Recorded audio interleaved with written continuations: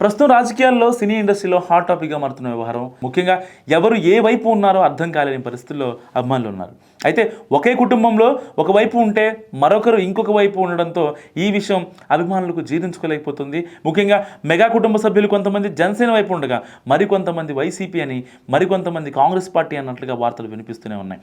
అయితే ఇటీవల అల్లు అర్జున్ అరెస్ట్ కావడంతో ఇప్పుడు మరొకసారి చిరంజీవి ఏ పార్టీలో ఉన్నారనే విషయంపై తెలంగాణ సీఎం రేవంత్ రెడ్డి క్లారిటీ ఇచ్చారు.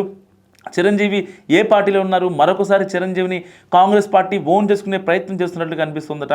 ఈ విషయంపై ఏకంగా సాక్షాత్తు తెలంగాణ సీఎం రేవంత్ రెడ్డి స్పందించడం జరిగింది. పుష్ప సినిమాకు సంబంధించి ఏదైతే మొదటి రోజు అల్లు అర్జున్ చూడటానికి వెళ్ళినప్పుడు సంధ్యా థియేటర్లో తొక్కిసలాట జరిగిందో ఆ వ్యవహారం పైన అల్లు అర్జున్ని అరెస్ట్ చేసినటువంటి వ్యవహారం మీద ఢిల్లీలో ఉన్నటువంటి తెలంగాణ సీఎం రేవంత్ రెడ్డి ఒక ప్రముఖ ఛానల్ ఇంటర్వ్యూలో మాట్లాడుతూ పలు విషయాలను తెలిపారు.